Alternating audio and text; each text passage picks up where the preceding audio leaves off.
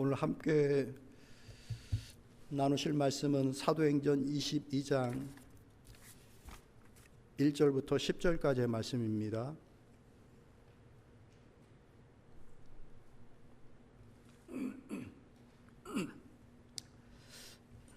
사도행전 22장 1절부터 10절까지의 말씀 교독하겠습니다.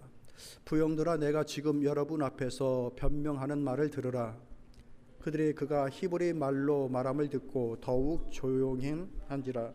이어 이르되, 나는 유대인으로서 길리기아 다소에서 났고 이 성에서 자라 가말리엘의 문화에서 우리 조상들의 율법에 엄한 교훈을 받았고 오늘 너희 모든 사람처럼 하나님께 대하여 열심히 있는 자라.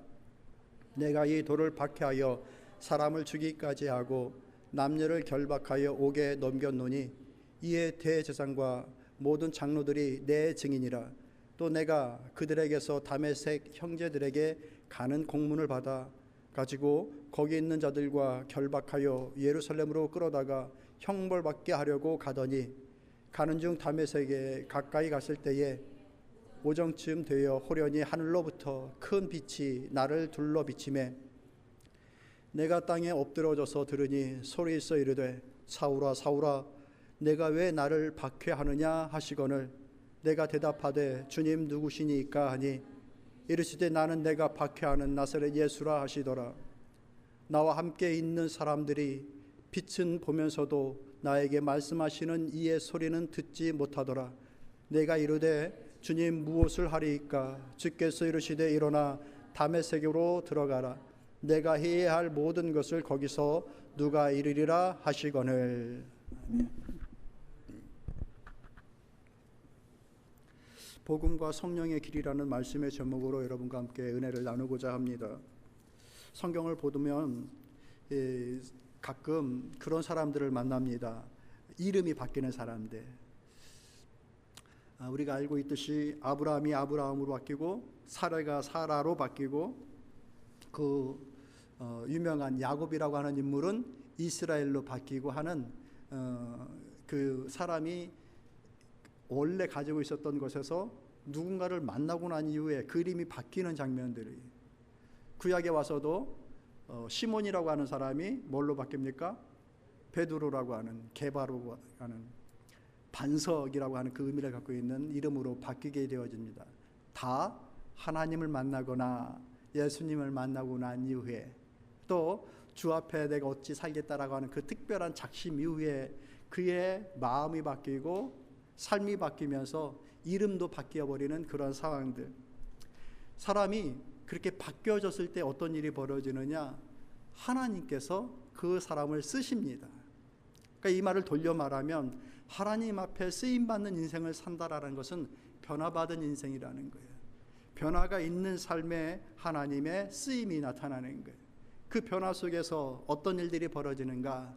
과거의 일이 아니라 장래의 일들, 소망과 미래에 대한 일들을 위하여서 그 한신용들을 쓰십니다. 어떤 미래들은 가까운 미래일 수도 있고 어떤 미래는 내가 볼 수 없는 몇 세대를 뛰어넘어야 하나 보게 되어지는 그러한 미래들도 있습니다. 대표적인 예가 누구예요? 아브라함. 내가 너를 열국의 아버지, 그냥 빛나는 누구의 조상, 이런 정도가 아니라 열국의 아버지로 하겠다라고 불렀을 때에 미래에 대한 얘기를 그에게 주셨고 미래를 위하여서 그를 사용하시는 것이죠. 그런데 그 열국의 아버지가 어느 세월에 되느냐고요. 몇 대를 걸쳐서 이제 이루어진 일들. 그렇게 하나님은 하나님의 일을 하시는데 어떻게 하시는가? 변화를 통해서 한 개인의 삶을 바꿔서, 가정을 바꾸어서, 그 나라를 바꾸어서 하나님의 일을 행하십니다. 오늘 우리가 함께 읽은 이 말씀은 너무나도 잘 알듯이 사울, 바울이라고 불려지기 이전에 사울이라고 하는 그 인물의 간증이 될 수도 있고요, 변명이 될 수도 있고요, 자기의 처지를 이야기하는 그 형편에 나오고 있는 본문의 내용입니다. 그래서 여러분들 사도행전 읽으셨습니까? 사도행전 읽으셨으면 그 위에 있는 내용들이 어떤 것인지를 알아요. 바울이 1차, 2차, 3차 선교여행을 다 마치고 밀레도 항구에서 에베소에 있던 장로들을 불러다가 내가 이제 예루살렘으로 들어간다라고 일합니다. 그때 많은 장로들과 제자들이 선생님 들어가면 안 됩니다. 우리가 기도하고 감동 주시기를 그곳에 들어가면 결박당하고 옥에 갇히고 모진 고생이 뒤따르게 되어진다고 감동이 옵니다. 가시면 안 됩니다 라고 다 만류합니다.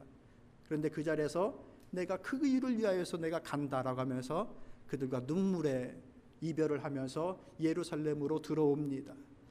그리고 난 이후에 성전에 가서 이방 민족에게 하나님의 복음이 어찌 증거되어졌는지를 이해하기 시작합니다. 그렇게 다 하고 난 이후에 더러는 아직도 많은 사람들이 바울의 그 선교 보고를 잘 받아들이질 못합니다. 눈에 보이는 실제적인 너희들의 변화를 보여라 해가지고 유대인의 예를 따라서 결례를 행합니다. 그 지일이 지나고 난 다음에 모든 것들이 다 끝나고 나고 그곳에서 성전에서 나왔을 때에 다른 곳에 와서 왔던 유대인들이 바울을 발견합니다. 저 바울이라고 하는 인물이 어떤 사람인지 아십니까? 이방 나라에서 그 자기의 복음을 증거하면서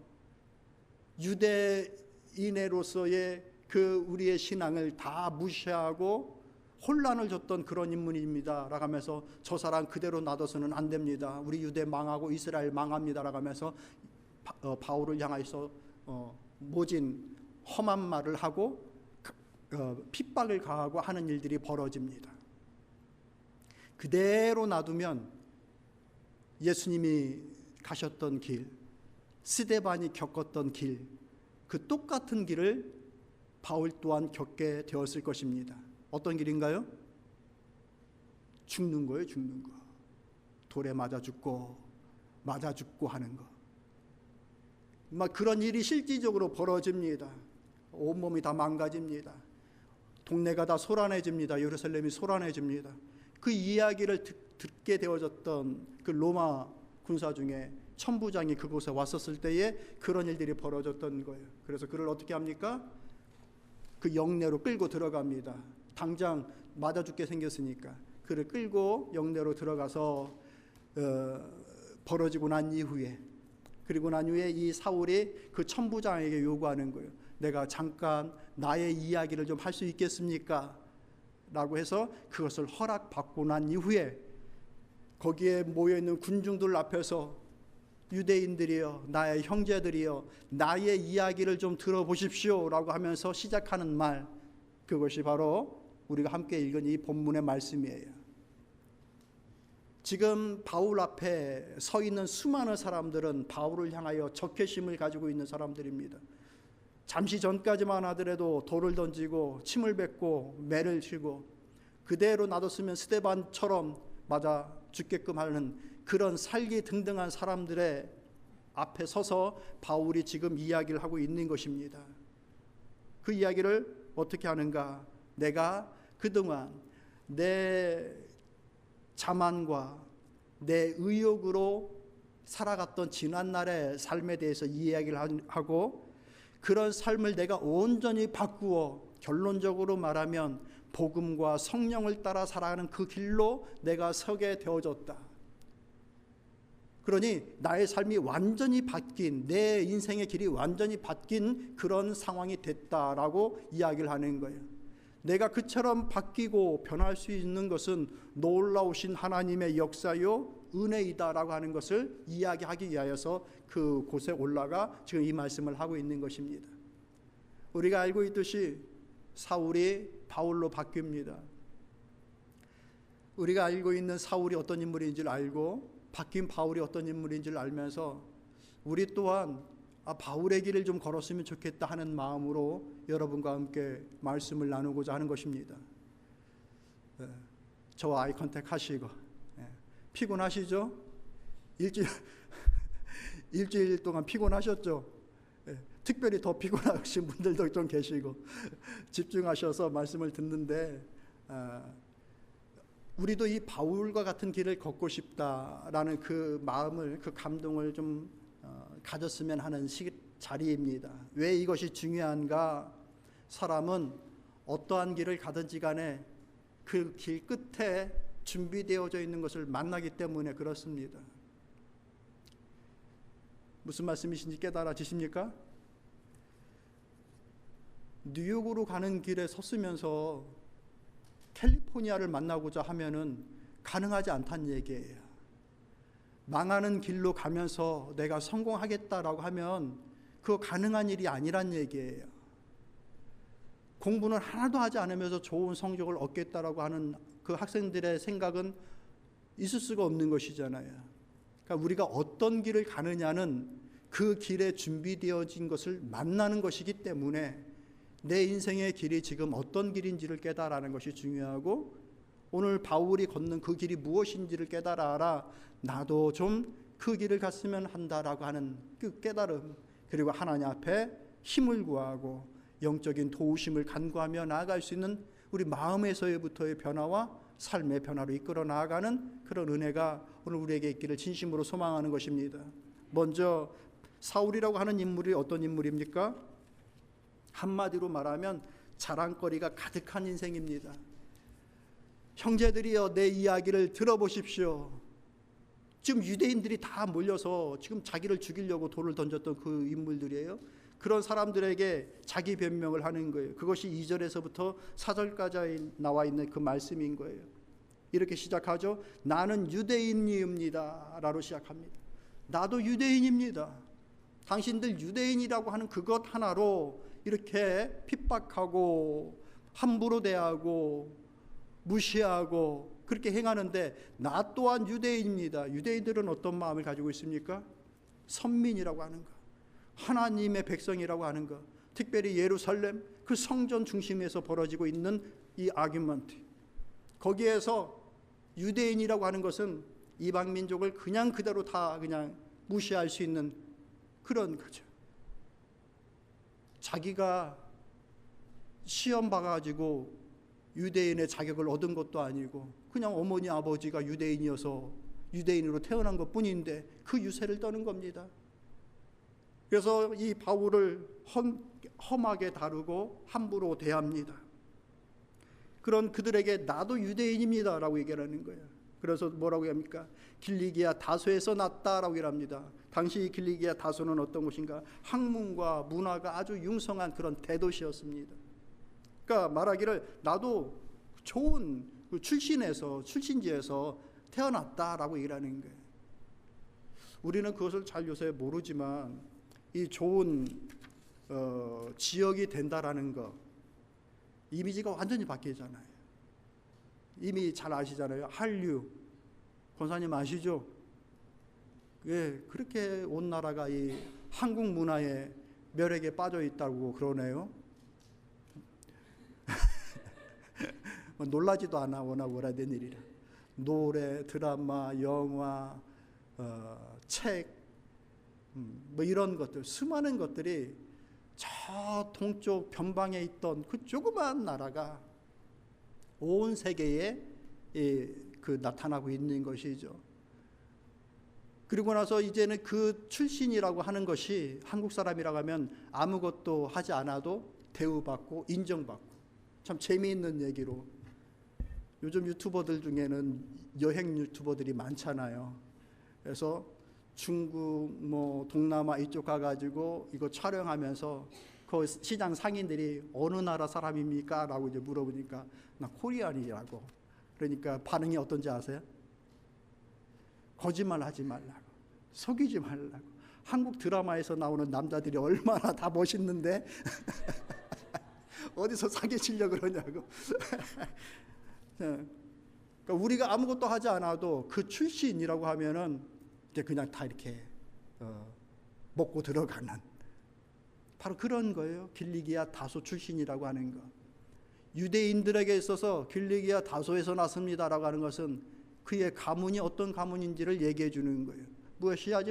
무시받을 수 있는 그런 배경이 아니란 얘기죠. 그런 집안에서 났고 거기에서 쭉 자랐다라는 거예요. 그러면서 가말리엘의 문화생이다라고 하는 거예요. 이 가말리엘이라고 하는 이 사람은 당시에 그 유대의 가장 유명하고 유능한 존경받는 스승이었어요. 율법 스승. 그 사람의 제자예요. 평상시에는 말 섞기도 쉽지 않을 만한 소위 말하는 엘리트, 그 과정을 밟아왔던 인물인 거예요. 그러면서 우리 조상들의 율법의 엄한 교훈을 그대로 받았던 그 아주 엄격한 사람. 지금도 이 2000년대에도 아주 엄격한 유대주의자들, 그들이 입고 있는 옷이나 하는 행동들이나 이런 것들을 보십시오. 얼마나 엄격하게 하는데. 그런데 이 당시에는 어느 정도였겠습니까? 오늘도 이 모든 사람들이처럼 하나님에 대하여 뭘 가진 자라? 열심히 있었던 자다. 가문도, 배경도, 출신도, 자라온 과정도, 그 열심의 열정적인 의욕과 마음도 그 누구에게도 뒤지지 않는 인물이다. 그렇기 때문에 어떻게까지 하는가?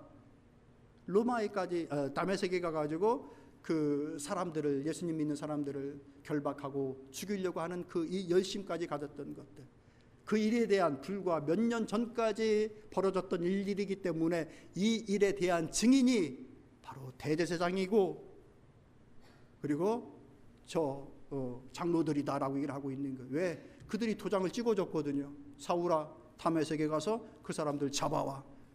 그것을 찍어준 사람들이 그 사람들이라는 거예요. 내가 어떤 사람이고 어떤 일을 했던 것, 그 모든 것들을 다 아는 거예요. 심지어 그는 로마의 시민권을 가지고 있는 사람이에요. 유대인인데 로마의 시민권을 가지고 있어요.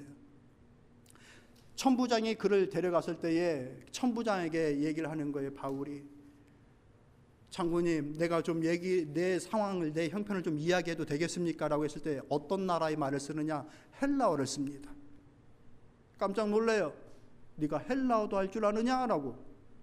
그런데 또 이 유대인들 앞에서는 무엇로 얘기합니까? 히브리 말로 얘기해요. 언어가 능통합니다. 유능합니다. 모든 것들을 다 잘할 수 있는 그런 인물이에요. 소위 말해 자랑할 것이 넘치는 사람이에요. 그러다 보니 그에게는 의욕이 있고 열심까지 있으니 그 열심과 의욕을 가지고서 그 모든 일들을 이루어 나가고자 하는 그 특별한 재능과 마음으로 살아갔던 사람입니다. 그런 사람들이 재능도 있고 열심도 있고 주변에서 도와주면 어떻습니까? 성공하기 참 쉽겠죠. 너무 남들 얘기하는 것 같아요. 좀 서로 그렇지 않아요. 와, 그 정도 되면 성공하기 쉬운 거예요. 그런데 우리 주님이 오늘 사울에게 뭐라고 말씀하십니까? 사울아, 사울아, 네가 왜 나를 박해하느냐라고 묻습니다. 여러분, 이게 참 문제인 겁니다. 내 재능과 내 의욕으로 인생을 열심히까지 살아가는데 그것이 주님을 박해하는 일도 될 수 있구나, 하나님을 박해하는 일도 될 수 있구나 라는 것, 그것이 문제인 겁니다. 저는 그것이 두려운 거예요. 내가 아무리 열심을 내고 최선을 다하고 노력한다고 했는데 그것이 주님의 입장에서, 하나님의 입장에서 내가 너를 모른다 하는 입장이다든지, 네가 나를 왜 박해하며 내 나라를 왜 회방하느냐라고 하신다고 한다면 그 얼마나 무섭고 떨리는 일입니까? 그런 그에게 우리 주님께서 오셔서 말씀하시는 거예요. 너의 의욕만 갖고 되는 것이 아니라 너의 열심만 갖고 되어지는 것이 아니다. 주님을 만나고 그의 삶의 그 진짜 의미를 깨닫고 그 삶을 시작하게 됩니다. 그게 바울이에요. 주님을 만나고 난 이후에 그의 인생이 온전히 바뀝니다.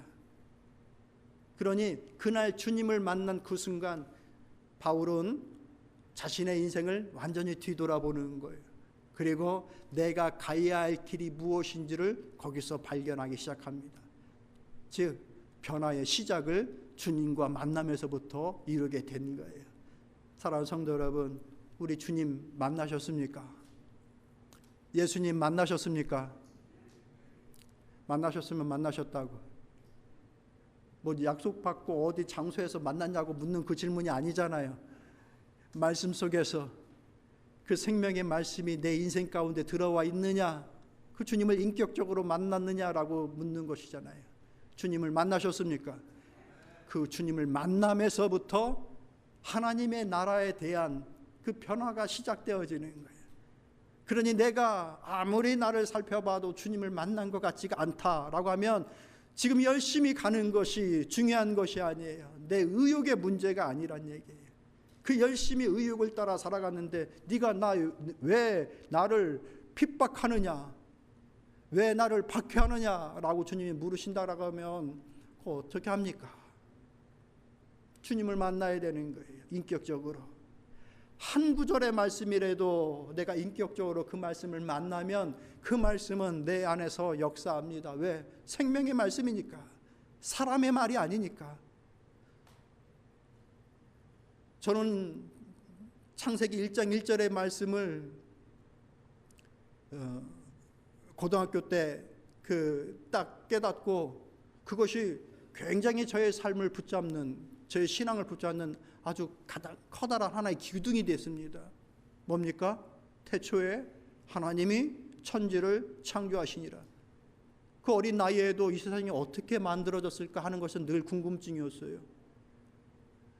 그게 우연히 시간 오래되면 이렇게 생명이 만들어지나, 그게 풀리지 않는 숙제였어요. 근데 그 말씀 속에는 엄청난 신비한 그 내용이 담겨져 있는데, 그 말씀 하면은 오늘 설교 2시간 해야 되니까 그 내용을 차치하고, 자 5절에서 6절까지의 말씀 여러분 한번 읽어보시겠어요? 5절 6절 말씀 시작.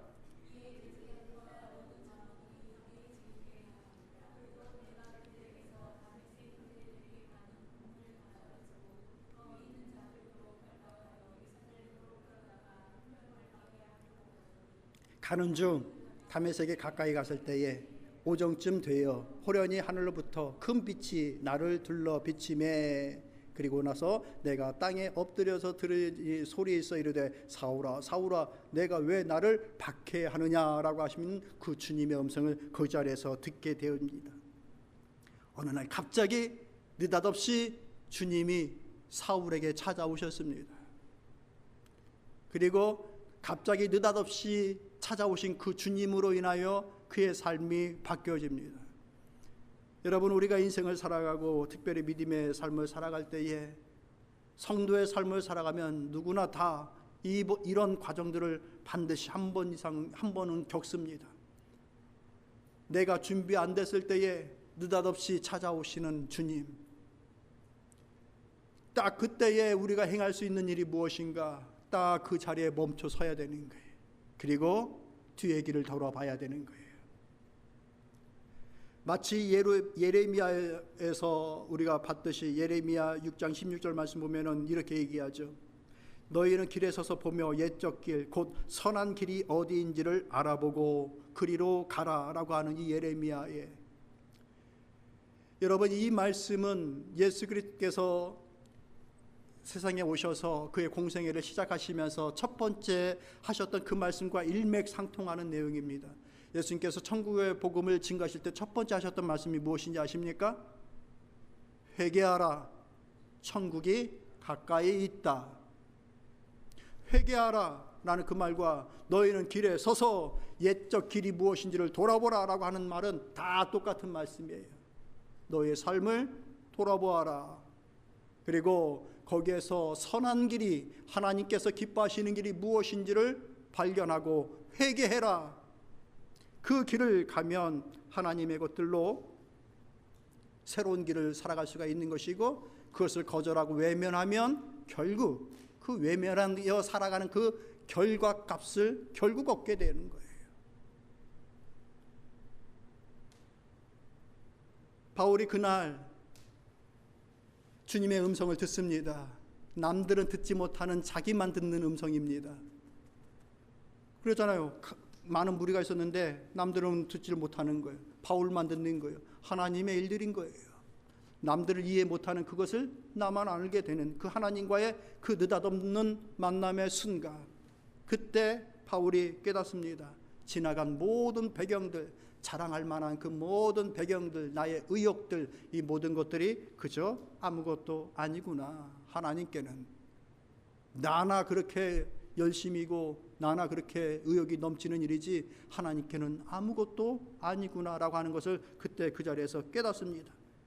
아무것도 아닌 일이 뿐만 아니라 이것이 주님의 나라를, 주님을 핍박하는 일이 되는구나 하는 것을 그날 깨닫습니다. 그리고 난 이후에 온전히 바뀝니다. 몰랐을 때는 진리가 없어도 의욕과 열심만 가지고 있어도 성공할 수 있을 줄로 생각했는데 이제 주님을 만나고 나 보니 진리가 아니고서는 의욕과 열심만으로 성공과 성취를 이룰 수 없다는 것을 그날 깨닫게 됩니다. 그러면서 10절의 말씀에 이렇게 얘기하죠. 내가 이르되 주님 무엇을 하리이까? 주께서 이르시되 일어나 다메섹으로 들어가라. 내가 해야 할 모든 것을 거기서 누가 이르리라 하시거늘. 일어나라. 너의 목적지였던 그 다메섹으로 가라. 그러나 네가 만날 사람은 따로 있을 것이다. 누굽니까? 아나니아라고 하는 인물이었어요. 그 인물을 만나 그의 닫혀졌던 눈이 다시 열려졌고 그를 통하여서 다시 그가 훈련되어지고 준비가 되어지는 과정을 거칩니다. 그리고 하나님의 일을 합니다.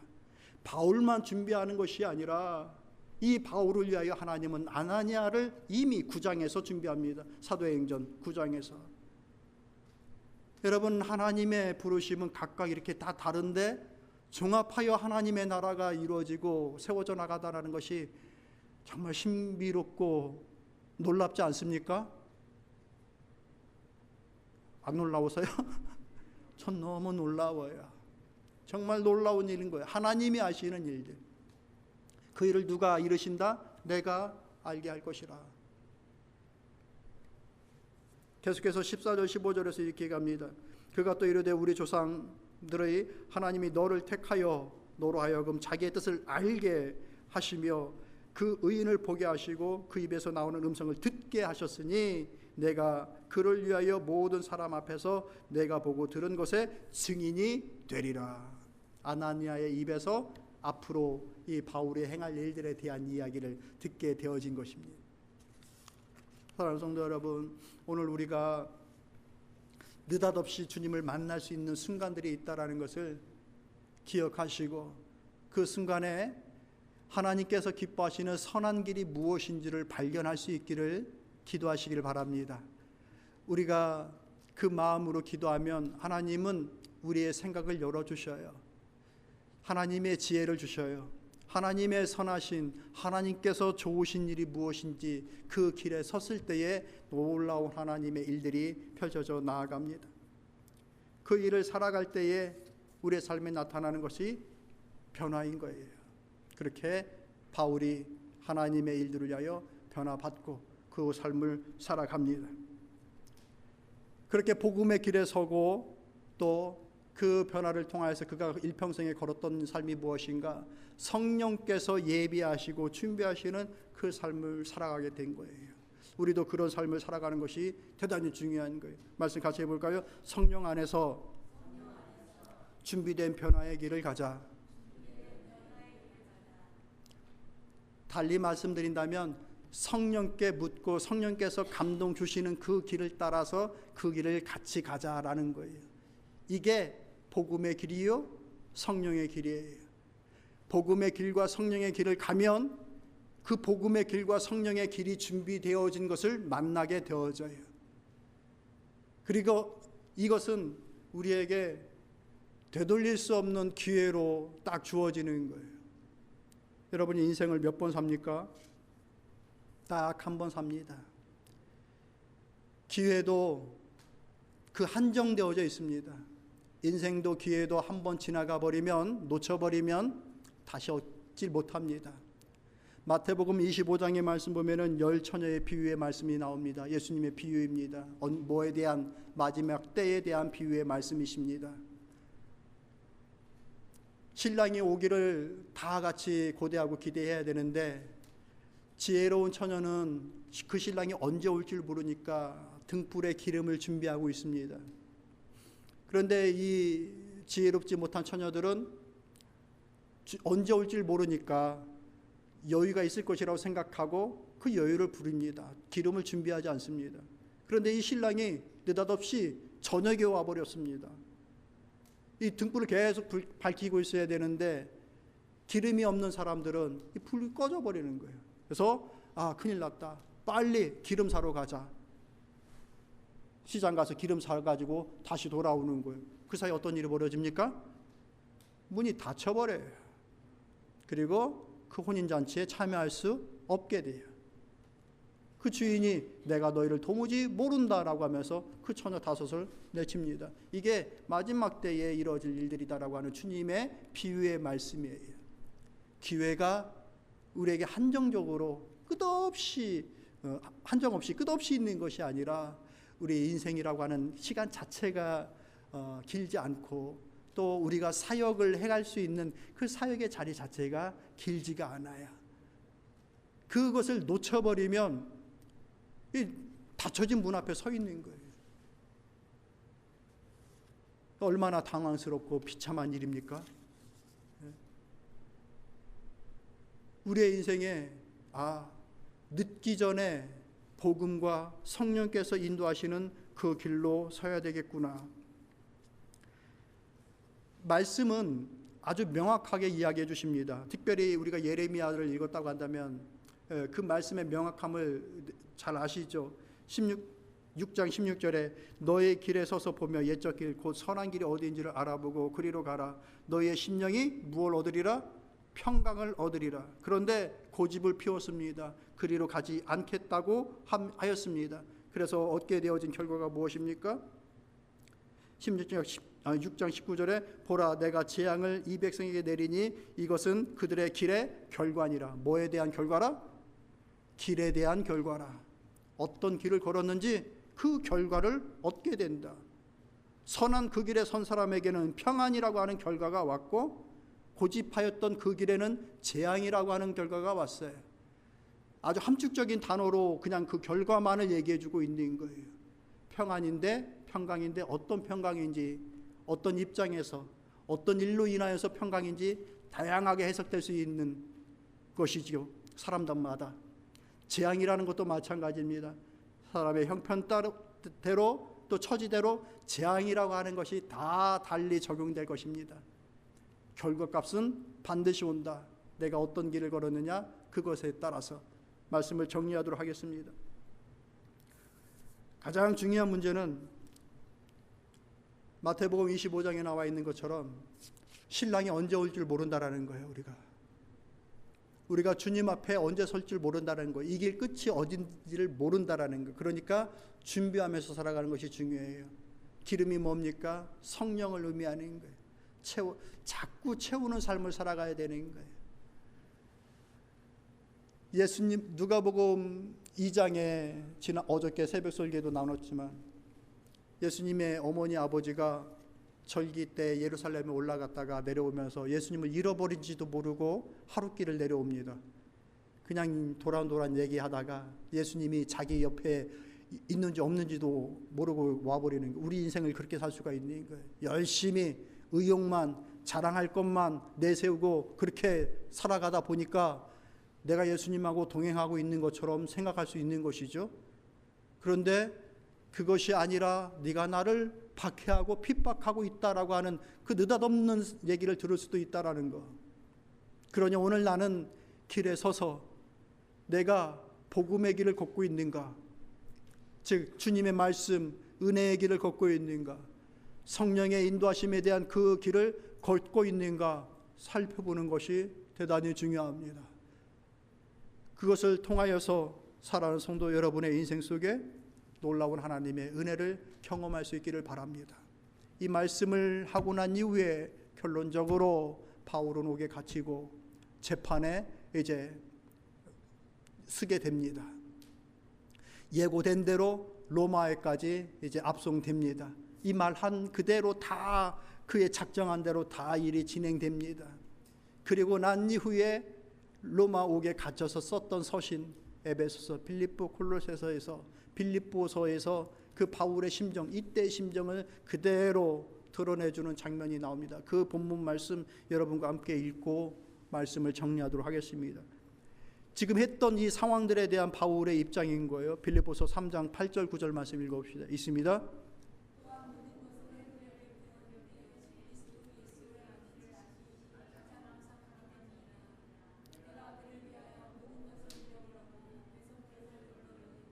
그리스도를 알고 그 안에서 발견되려 하매니 내가 가진 의는 율법에서 난 것이 아니요 오직 그리스도를 믿음으로 말미암은 것이니 곧 믿음으로 하나님께로부터 난 의라. 율법으로 난 의를 말한다고 한다면 나는 누구보다도 의로운 자다라고 하는 것이 과거 바울의 입장이었던 거예요. 그런데 돌아보니 그것은 배설물과 같은 것이었다라고 고백하는 것이죠. 내가 그때 생각했던 의가 아니라 지금의 의로운 자로 섰는데 나를 의롭게 하는 것은 오직 복음으로 그 은혜로 나를 의롭다라고 부르신 삼으신 그 하나님의 의다. 그것만이 나의 의가 됐다라고 말씀합니다. 그날 나를 그렇게 불러주신 그 주님을 인하여 내가 하나님의 나라를 위하여 살아간다. 빌립보서 3장 14절 말씀 읽어봅시다. 시작.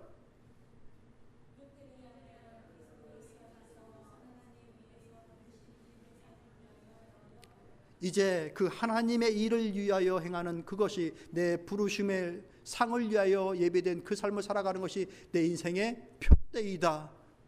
지금 옥에 갇혀서 그 말을 했던 사람이 옥에 와서 지금 빌립보의 서신으로 보내주고 있는 거예요. 그러면서 하는 말이 뭡니까? 3장 16절 오직 우리가 어디까지 이르렀든지 그대로 행할 것이라. 이 말이 참으로 감동스럽습니다. 우리가 뒤돌아보면 내가 얼마나 복음의 길에 성령의 길에 서나가고 있는가. 만일 우리가 내 인생 지금 이 한복판에서 뒤돌아서서 봤을 때에 내가 얼마나 많이 이루었고 어떤 성취를 이루었느냐, 그것만 중요한 것이 아니라 내가 지금 이 복음의 길과 성령의 인도하심의 그 길을 가고 있느냐, 이것이 더 중요하다라는 거예요. 내가 그 길을 가고 있다는 것이 맞다고 한다면 내가 얼마만큼 이루었든지 어디에 도달했든지 그것이 중요한 것이 아니라 계속 그 길을 가자라고 지금 바울이 얘기해 주고 있는 거예요. 사랑하는 성도 여러분 어떻습니까? 복음의 길을 걷고 있으십니까? 성령의 인도하심 가운데 행하는 그 길을 가고 있으십니까? 계속 그 길을 가자라고 지금 바울이 얘기해 주고 있는 거예요. 우리 권사님도 계속 그 믿음의 길을 같이 걸어가십시다. 예, 말씀